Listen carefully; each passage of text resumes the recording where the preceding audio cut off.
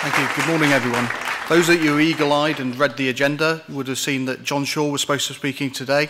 Just to demonstrate how flexible G4S are, I'm his new stunt double. If the speech goes well, it's all my work. If it goes badly, it's John's notes. G4S have an extensive experience of working alongside police forces. Outsourcing and partnership between the private sector and police service has been around for some time. Indeed, G4S have been working alongside the police since 2001, whether it be our custody support services, forensic medical solutions or police detainee transport provision. There is clear evidence that financial savings, efficiency, service improvements can easily be achieved. A good example of this is our partnership between G4S and South Wales Police. In the first year that they outsourced their custody services, they saved £2.36 million.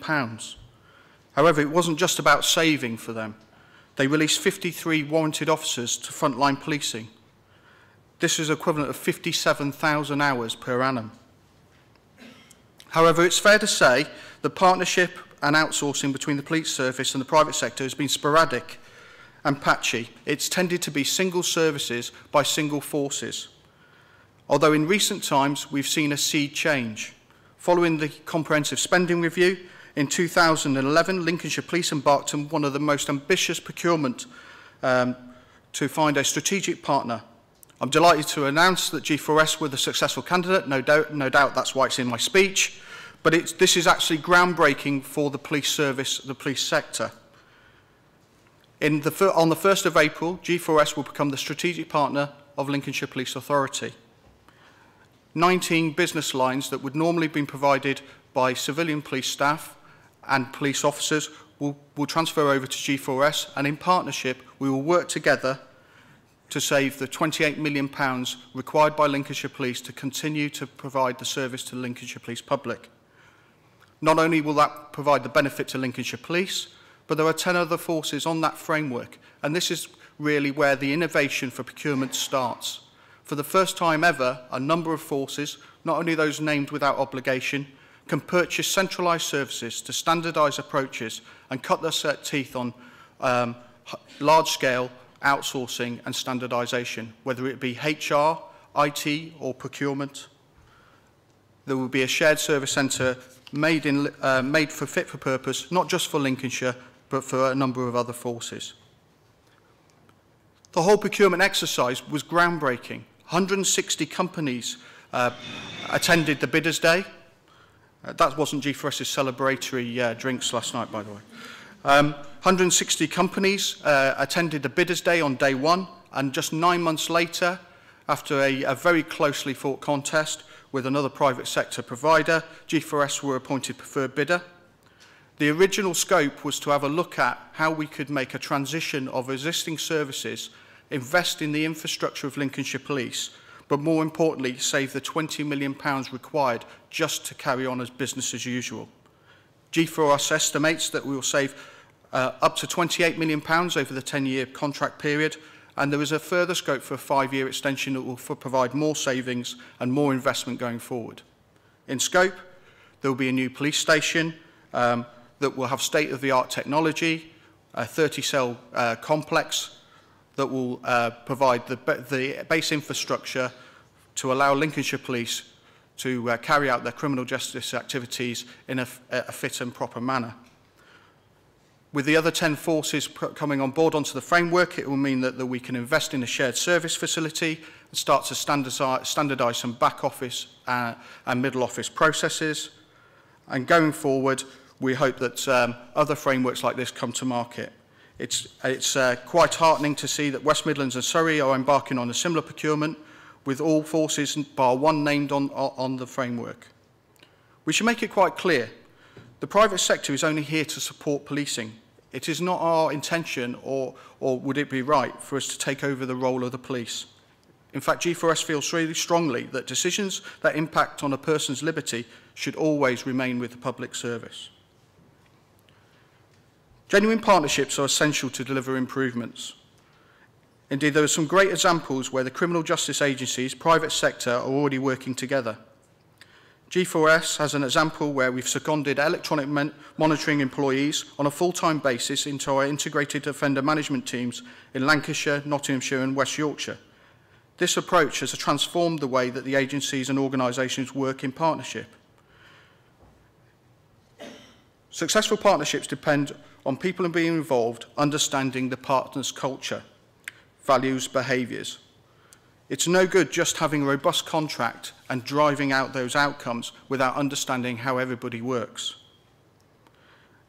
There needs to be a concentration on not just the contractual mechanisms, but the softer, non-contractual aspects of the relationship. And that is the true ethos of partnership. We need to move away from contractor and supplier and become a more open and honest relationship with strategic partnership. We believe prime contractors should be actively encouraged to strengthen partnerships with public and voluntary sector. Our G4S work programme and our Compass models are good examples of this partnership approach, as we subcontract service delivery to those organisations best placed to deliver those services. What we do is we combine our financial strength, international experience and supply chain management with the local knowledge, expertise of service delivery partners. Payment by results. G4S welcomes the government's ambition to reform the criminal justice sector, and a move towards payment results would absolutely be welcomed. It can deliver efficient, flexible services, plus making providers more accountable. We welcome the recent announcement that Staffordshire, West Midlands and Wales Probation Trusts have been chosen to run 2 pilots as part of the government's payment by results programme to cut reoffending. This is really groundbreaking, and it will be the first time that probation trusts have been given the freedom to innovate and work together with public, private and voluntary sector partners to reduce offending and strengthen community sentencing. Community sentencing should be demanding and visible, but also beneficial both to the community and the offender. It is essential that electronic monitoring and the enforcement is used to ensure offenders actually attend their work placement, while violations should be followed up to ensure the offender realises that their engagement is critical to their future. We have an extensive experience of electronic monitoring curfews. We monitor around 13,500 people in the UK currently on curfew. This type of mobile field IT systems could be used to increase monitoring required to allow curfews to be more targeted and flexible, becoming both tougher but targeted and more effective. In some countries, such as the USA and Spain, GPS tracking technology have been used in certain domestic violence cases. An example in Cook County, Illinois, used G4S equipment to monitor, put in a monitoring service to implement a domestic violence programme, whereupon the victim and the perpetrator of the crime were fitted with GPS equipment. The inclusion, exclusion and mobile zones were established, and the perpetrator was court-ordered to stay away from the victim. G4S and our partners within the police and probation service know that electronic monitoring or GPS tracking curfew can be a really effective tool to assist the police in solving crimes and making communities safer. I've rushed through that, so we should be ahead of schedule. I hope I get a gold star at break for this. But in summary, we welcome the government's aim to join up the approach between the public-private sector and reform the criminal justice system. I believe the inclusion of payment by results, using curfews more effectively and building upon the existing partnerships between public and private sector will go a long way to solving the problem. However, we're also heartened to hear and see that there's a clear desire from the police service to explore and take advantage of the wider range of benefits of strategic partnership with the private sector. Thank you for your time this morning. You want to stay there and just to answer? We do have the Minister here, and he's going to speak to us in approximately 10 minutes. So we do have the opportunity of a few questions. Shall I read my other 4 paragraphs? So does anyone have a question for David? Yes, a lady over. Could you wait for the mic, please? Thank you.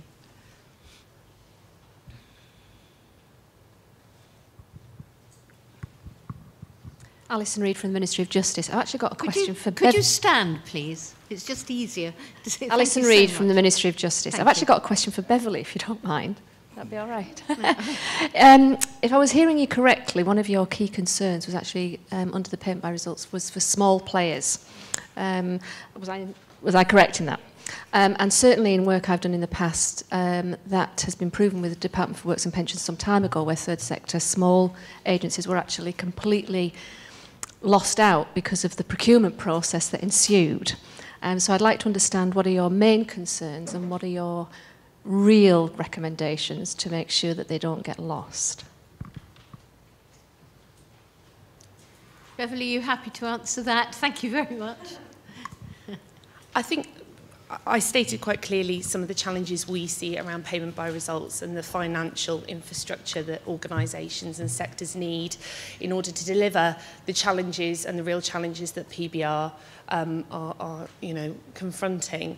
And that the third sector, some of the smaller, very specialist organisations that I believe really do hold together delivery in local authorities or play a very significant role, do not have the infrastructure to be able to compete on the level that either some of the larger third sectors like ourselves can, but definitely that the private sector have a greater ability to deliver against.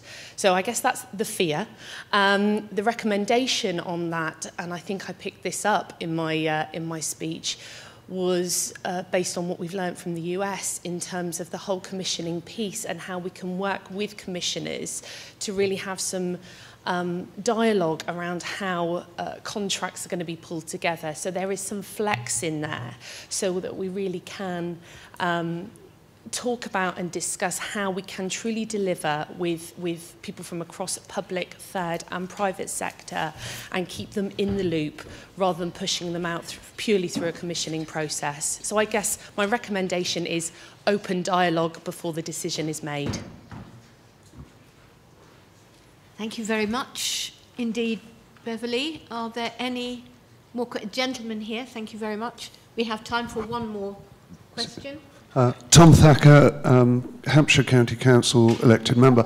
My question is to you, asking you to sort of become poacher turned gamekeeper. If we look at strategic partnerships from the commissioning body side as outsourcing, what would you say, in your experience, are the best methods for quality assurance that the commissioning authority could use to make sure you are going to get the payment by results that you want? I think the clear message should be that payment result has to have a tangible target. So there's a great example of that in Department of Work, the Work and Pensions, the Welfare to Work programs, where you find someone gainful employment and they stay in it, and that's when the payment takes place. The principle should play out within the criminal justice sector, but more importantly, it has to be evidence-based. So there needs to be a proven track record of delivery, but also whatever mechanisms are in place can't be so punitive that they're not deliverable. So where in the past there'd been a clear outsource approach to taking on a private partner, there needs to be absolutely working in tandem, because invariably from our experience, most of the criminal justice sector activities need both parties to do their part to deliver the results. And invariably what has happened in the past is the private sector have been penalised because of an outcome that has been out of their control. So it's understanding the process from end to end and working together to resolve the issues. And I think the key element is working on the softer partnership skills, as well as having quite rightly, a strong contractual foundation at the base. Thank you. Okay. Thank you very much indeed, Dave.